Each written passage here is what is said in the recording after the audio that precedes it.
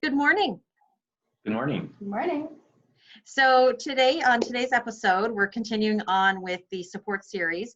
And I have two of my favorite people, so many favorite people in this world, but two of my favorite people, Pascal Fournette and Julie Pinette, both from the Chaleur region. They're both based in Bathurst. But I'm bringing them on together today because they do work together on different events and projects in the Chaleur region. So maybe, Julie, we can start with you. Maybe just tell our viewers a little bit about who you are and what your current role is. So my name is Julie Pinette, and I'm the General Director for the Chaleur Chamber of Commerce for the Chaleur region. Awesome. And Pascal? I'm Pascal Fournette, and I'm the project coordinator for the CBDC Chaleur. Perfect. And I want to thank you both for joining me today. And you're socially distanced, which is great, even though you're in the same room. So it must be nice to kind of get back together, face to face with colleagues again. So I have to start with saying that, every time I travel to Bathurst or, in the northern part of the province, it's an area that's certainly, sometimes we forget about. But when you travel around Bathurst in particular, the amount of small businesses that are popping up and self-employed folks that have kind of, dug their feet into the ground and started businesses are starting really to show in your area. Is that just something that I'm seeing, or is that true? Because, you guys are there every day. No, it's something that is happening. It's like a buzzword that I would say the past 5 or 10 years, there's more and more small, medium-sized business, new people coming in the region and buying existing businesses or even starting new ones. It's true. It's like a trend that we noticed the past few years. Yeah, lots of changes for the area. Definitely evolution or development for downtown. We now have an exciting downtown with stuff happening and business blooming. And we've also seen the trend at the chamber where memberships have kept on, getting higher and higher every year. And even with COVID, we've seen some increase in our numbers this year also. Right. So Julie, sticking to that point then, the question would be, a lot of people ask why, why in an area that has been, and maybe this is why, but, Bathurst is very much like other areas of the province where you've had your blows of, major employers coming in, setting up and then leaving. But why the trend now? What are you seeing? Why are people kind of moving more towards self-employment? I think that, we've always, well, I'm not from Bathurst, so since I've been here for 14 or 15 years now, and everybody used to tell me, Bathurst is manufacturing, large industries, and then all of a sudden, all these industries kind of fade out, right? So I've also been told, like, people around here have a lot of resilience, and I think we've seen it in the last year, that definitely we have a strong resilience, and that we want to see stuff happening, and I always say, Bathurst was like a blank canvas. So many opportunities because we were focused on larger industries. All the small things that we needed, we had to go outside. So now the people from around here are seeing that need and they are creating that for us so that we can actually look at what we have here and get everything we need just from down the block. Yeah, and especially that's so important because, in times of the last, 6 months of COVID, so often people would leave their communities to go find recreational type activities or even, dining or shopping. And, we wouldn't have been able to do that, had we not had it in our own communities. Now, Pascal, you work a lot with the youth entrepreneurs, from 18 to 34. When we continue talking about that trend, what are you seeing? Are there people coming back? Are they moving back to Bathurst, or are they just young people coming up and just jumping in, with both feet to start their business?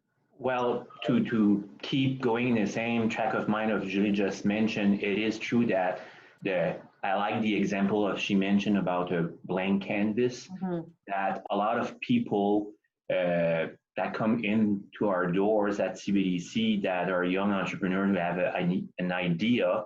A lot of those ideas are services that are not in the region right now. So there's new services, new business that was not here before that people had to go away.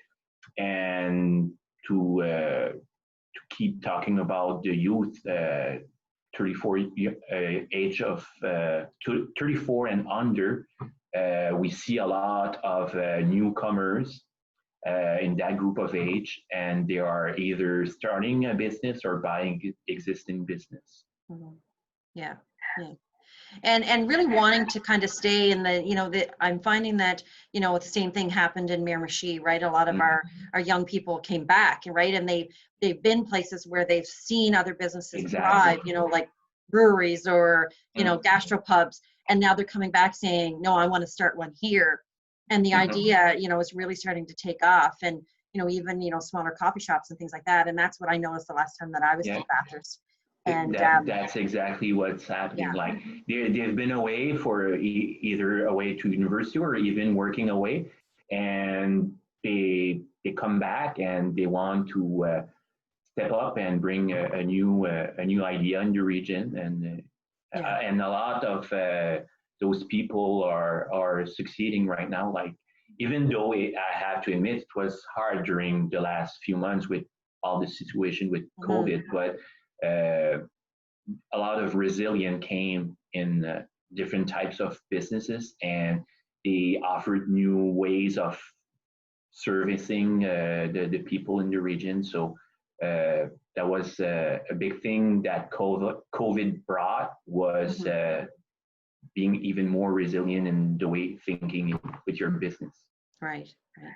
So Pascal, when people come to you at CBDC, and yes, and I know that you do look after the youth file, as we said, but what are they coming to you mostly with? What would you say are the top, areas that, either aspiring or already established entrepreneurs need help in, from your standpoint at CBDC Chaleur?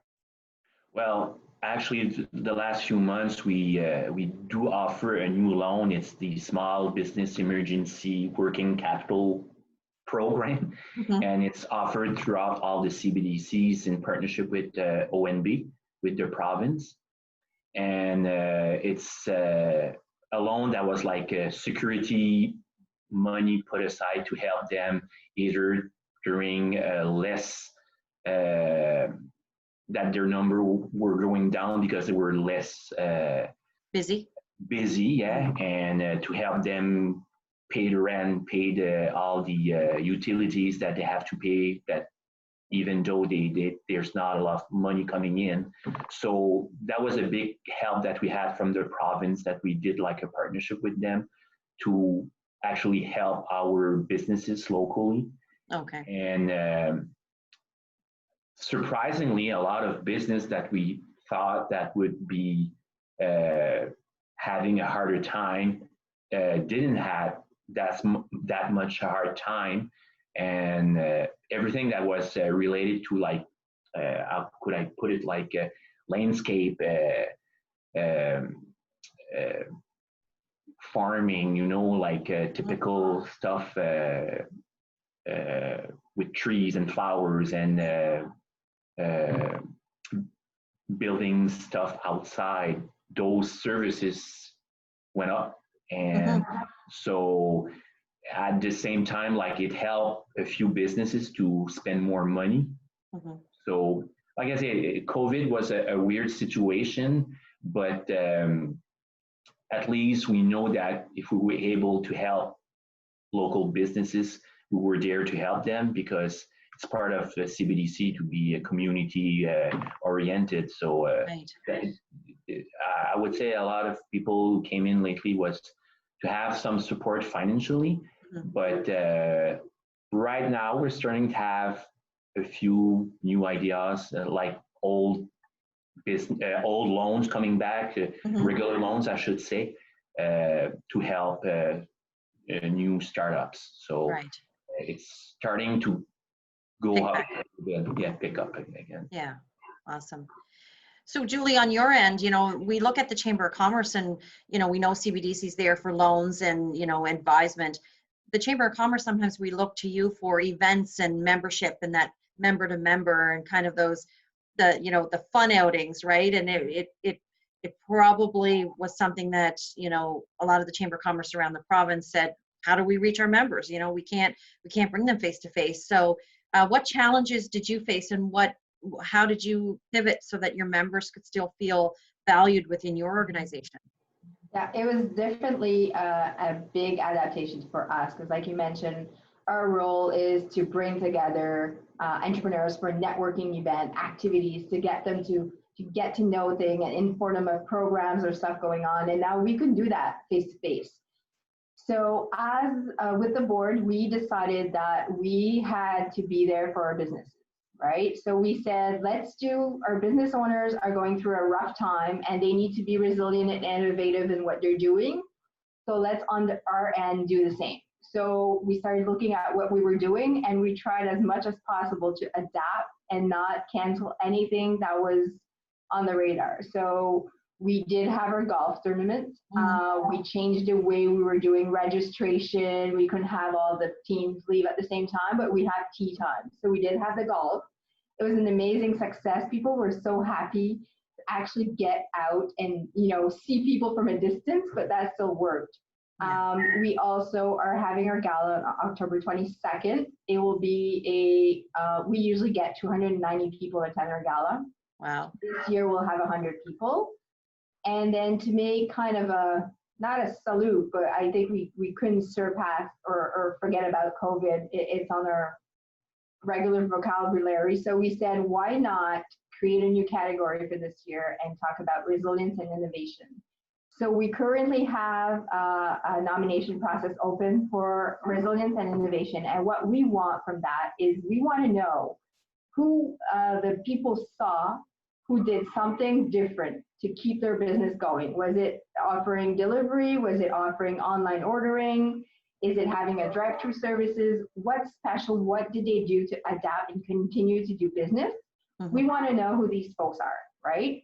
So once the nomination process will end, then we will have a public vote. So we'll put them on the website with why they were innovative and resilient, and we'll get the general public to vote. So it gives them a new spin of different ways of supporting and showing and demonstrating that we're still here and we're also being resilient as a chamber to support our members, actually. So we made sure that we would work hard to keep on offering as much as possible what we usually do.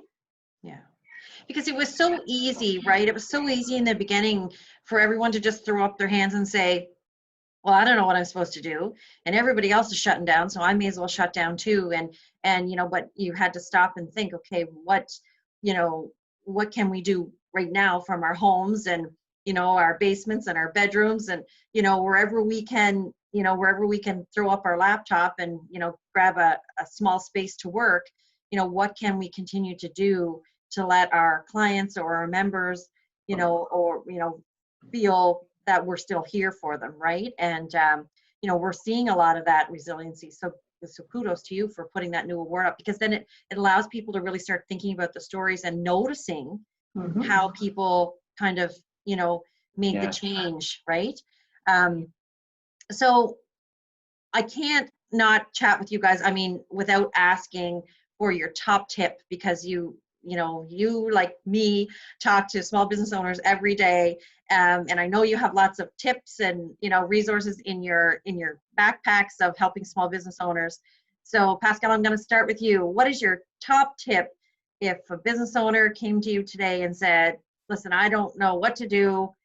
What would be the first thing, the top tip that you would give them? I guess I would suggest them to, if there's a service that is not presented the same way that it used to be, or they have like barriers that they cannot go ahead and proceed as they wish, maybe collaborate with someone else that is having another issue, and maybe you can team with those people, like collaborate together and offer something together, like be like a partner in business. Awesome. That would be my tip, I think. Yeah.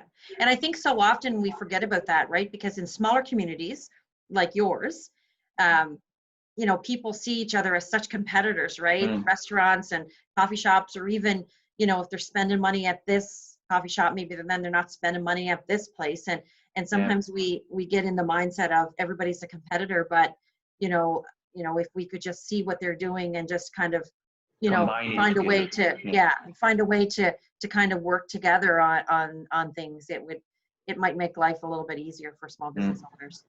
What about you, Julie? What would your top tip be? Yeah, I would have several tips. I think, listen, if this is what you want, just be creative, be innovative, go for it. Like, you need to talk to the people, Pascal, CBDC, Chamber of Commerce. We have a lot of partners in the area. I think your number one would be connect with these people, because they can save you so much time in linking you to the right people and figuring out things that you probably never figure out by your own, right? So all the programs, all the resources, all the people that you can talk to and just make it easier for you in your planning. And I think planification is all. You can't go without doing your business plan or your strat plan. You need to know where you're going, and you need to know why you're doing it. So my tip would be talk to the right people and plan this as much as you can. Perfect. Well, thank you both so much for joining me this morning. And as always, full of lots of information. I'll share your contact information with everybody in the comments after the episode. And I wish you all both luck in your roles in Chaleur. Well, thank you. Yes, thank you so much, Clarissa. Yeah. Have a nice day. You too.